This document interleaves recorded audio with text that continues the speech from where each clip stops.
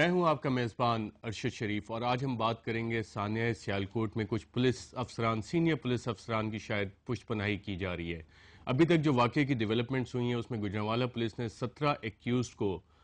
تقریباً 7 دن کے لیے پولیس ریمانڈ میں بھیج دی، اور 6 پولیس والے ہیں ان کو کل شاید اینٹی ٹیررزم کورٹ کے سامنے پیش کیا جائے گا۔ جسٹس کاظم ملک نے بھی اپنی جوڈیشل انکوائری کی رپورٹ چیف جسٹس کو جمع کروا دی ہے۔ رجسٹرار آفس میں آج جمع ہوئی رپورٹ، اور اس کی فائنڈنگز عوام کے سامنے کب آئیں گی اس کا فیصلہ چیف جسٹس کریں گے۔ اور اس موضوع پہ آج گفتگو کرنے کے لیے ہمارے ساتھ لاہور اسٹوڈیو میں موجود ہیں پنجاب کے صوبائی وزیر قانون جناب رانا ثناء اللہ صاحب، اور ان کے ساتھ تشریف فرمائے حافظ عمران جو کہ دنیا نیوز کے رپورٹر ہیں، جنہوں نے سب سے پہلے فوٹیج بنایا اور اس فوٹیج بنا کے اسے دکھانے کی سزا پاتے ہوئے ان کو کچھ نامعلوم افراد نے ان پہ حملہ بھی کیا۔ اور اسلام آباد اسٹوڈیو سے ہمیں جوائن کر رہی ہیں وفاقی وزیر برائے بہبود آبادی فردوس عاشق اوان، جن کا کہ سیالکوٹ سے تعلق ہے۔ آپ تینوں کا پروگرام میں شرکت کا شکریہ۔ عمران، میرا پہلا سوال آپ سے یہ ہے کہ آپ کو کن لوگوں نے مارا ہے؟ دیکھیں 15 اگست کو جو رپورٹ کی میں نے، جو سانحہ سیالکوٹ میں پیش آیا، 2 بھائیوں کو مارا گیا اور اس سے پہلے بلال کو قتل کیا گیا ڈکیتی کے دوران مزاحمت پر، یہ 2 الگ الگ واقعات تھے جس کے اصل حقائق جو ہیں میں نے اسی روز اگلے روز 16 اگست کو صبح رپورٹ کی ہے، اور اس کے بعد لاہور ہائی کورٹ کے چیف جسٹس خواجہ محمد شریف نے از خود نوٹس دیا، اور اس کے بعد 19 کو پھر ان لوگوں کے خلاف مقدمہ درج ہوا جنہوں نے ان 2 بھائیوں کو شفاقانہ طریقے سے قتل کیا، اور 13 پولیس اہلکار معطل ہوئے۔ اس رپورٹ کرنے کے بعد پولیس کی جانب سے مجھے مسلسل تھریٹ کیا جاتا رہا، کال کی جاتی رہی، حتیٰ کہ ڈی پی او وقار چوہان صاحب نے مجھے بلایا اور انہوں نے کہا کہ مجھے وہ فوٹیج دکھائی جائیں جو آپ نے وہاں بنائی۔ یہ کب بلایا ڈی پی او وقار چوہان نے آپ کو؟ وقار چوہان صاحب نے جب میں نے رپورٹ کیا تو 16 تاریخ کو، تو اس کے بعد مجھے انہوں نے بلایا اور میں نے ان کو فوٹیج دی۔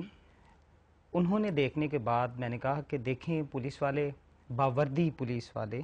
جنہوں نے قانون کے اوپر عمل درآمد کروانا ہے اور جن کو ذمہ داری سونپی گئی ہے، وہ امن و امان کی صورتحال کو برقرار رکھیں، اور وہ کس ڈٹھائی طریقے سے، کس طریقے سے وہ دیکھ رہے ہیں اور تماشائی بنے ہوئے ہیں، باوردی تماشائی۔ تو انہوں نے کہا کہ آپ پولیس والوں کا کیوں نام لیتے ہیں، اور وہ تھوڑا سا غصے بھی ہوئے۔ تو میں نے کہا جب پولیس والے موقع پر موجود ہوں گے اور میں ان کا نام نہ لوں تو میری تو جو آزادی صحافت کی ہم بات کرتے ہیں، جو اصل حقائق کی بات کرتے ہیں، تو اس پہ بھی عمران بات کریں گے۔ رانا ثناء اللہ صاحب، ابھی تک جو اطلاعات آ رہی ہیں کہ شاید صرف 6 پولیس افسران جو اہلکار ہیں ان کو اریسٹ کیا گیا، اور سینئر پولیس افسران کے خلاف شاید پنجاب حکومت نے کوئی ایکشن نہیں دیا۔ نہیں، اس میں سینئر پولیس افسران سے مراد آپ کی یہی ہو آر سکتی پی او ہے اور ڈی کہ P O, S H O, D P O اور آر پی او۔ تو اس میں یہ ہے کہ جو ایس ایچ او ہے وہ تو اس مقدمے میں تفتیش کے دوران نامزد ہو چکا ہے، اور اس کی گرفتاری کے لیے جو ہے وہ پولیس نے اس کے کچھ جو عزیز ہیں ان سے بھی پوچھ گچھ کی ہے، اور وہ مفرور ہے اس وقت۔ ڈی پی او صاحب جو ہیں وہ انڈر ڈیٹینشن ہیں، اور میری اطلاع کے مطابق تفتیش کے دوران جو ان کا جرم پایا گیا ہے اس کے تحت ان کو صبح جو ہے وہ عدالت میں جو ہے وہ پیش کیا جائے گا۔ باقی غالباً جو کوئی 6 کے قریب پولیس جو اہلکار ہیں وہ آلریڈی اریسٹ ہیں، اور غالباً کوئی 4 یا 5 لوگ ایسے ہیں جو کہ اس فوٹیج میں اور جو ڈیوٹی کی رپٹ ہوتی ہے اس کے مطابق موقع پہ موجود تھے، تو ان کو گرفتار کرنے کی کوشش کی جا رہی ہے، اور میرا خیال ہے کہ وہ آنے والے 1-2 دنوں میں گرفتار کر لیے جائیں گے۔ فردوس عاشق اوان صاحبہ، ابھی تک رانا ثناء اللہ صاحب نے جو کارروائی بتائی ہے پولیس والوں کے خلاف، آپ اس سے سیٹسفائیڈ ہیں؟ بسم اللہ الرحمن الرحیم۔ میں مشکور ہوں آپ کی کہ آپ نے موقع دیا۔ پولیس کے گرفتاری یا سول سوسائٹی کے ان کلپریٹس کی گرفتاری،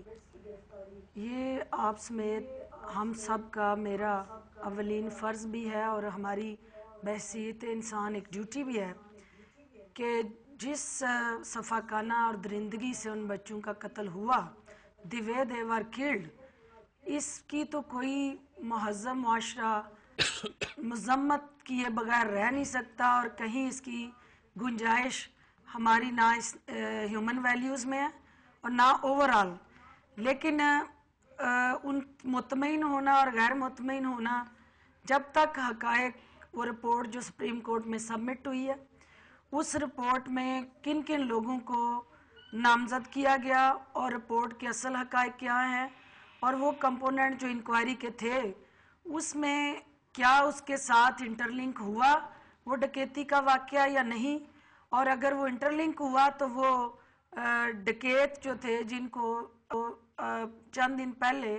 جنگ کے اندر جو ایک آرٹیکل چھپا، آپ کے ہی صحافی بھائی ہیں انصار عباسی صاحب، دی نیوز میں بھی چھپا،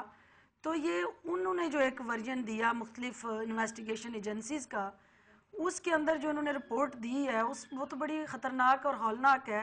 جس میں گراؤنڈ ریالٹیز پہ وہ والا دو ڈیفرنٹ کیسز ہیں. موب لنچنگ، موب جسٹس ایک ڈیفرنٹ کیس ہے، اور جو آپ ڈیکوائٹی کا مینشن کر رہی ہیں وہ شاید ایک ڈیفرنٹ کیس ہے. اس آرگومنٹ سے آپ کی موب لنچنگ اور موب جسٹس کو جسٹیفائی تو نہیں کر رہی خدا نخواستہ؟ بالکل، یہ آپ جو دو کیس کہہ رہے ہیں حقیقت میں یہ ایک ہی کیس ہے، اور یہ کیس پہلے ڈکیتی ہوتی ہے، پہلے مرڈر ہوتا ہے، پہلے زخمی ہوتے ہیں، پھر وہ موقع پہ ان کو ریسکیو کے اندر بند کیا جاتا ہے، پھر ایک جو زخمی ہے وہ مرتا ہے، پھر موت مشتعل ہوتی ہے، پھر جو ہے یہ بدقسمت حادثہ انفارمیشن ہوتا دے ہے. رہی ہیں ڈاکٹر صاحبہ، آپ ایک ذمہ دار وفاقی وزیر ہیں، سیالکوٹ پہ آپ ریپرزینٹ کرتی ہیں، وہاں کے علاقے کو ریپرزینٹ کرتی ہیں، کس بیسس پہ آپ یہ انفارمیشن دے رہی میرے ہیں؟ پاس بیسز وہی ہے جو میڈیا کے ذریعے اور جو عینی شاہدین ہے،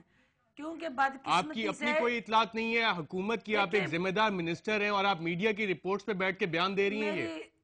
پھر آپ میڈیا ڈینائی کر دے کہ وہ حقیقت میں مبنی رپورٹس نہیں دیتا.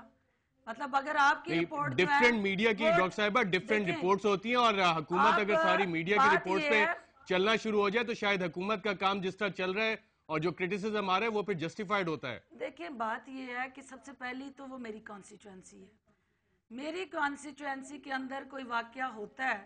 اور عینی شاہدین اگر اس گاؤں کے رہنے والے کوئی بات بتاتے ہیں یا ارد گرد کے دیہات کے جو عینی شاہد ہیں وہ وہاں کوئی بات کرتے ہیں، تو ان کا نمائندہ ہوتے ہوئے میں ان کی دی ہوئی رائے کو کیسے جھٹلا سکتی ہوں؟ پھر دوسری بات یہ ہے کہ جو ہمارے پاس اگلا سورس بالکل، آپ ڈاکٹر صاحبہ آپ کے لیے شاید ان کی رائے کو جھٹلانا مشکل ہوگا، اور اس پہ شاید سیاست بھی ہو رہی ہے، اس پہ مزید بات کریں گے ایک وقفے کے بعد.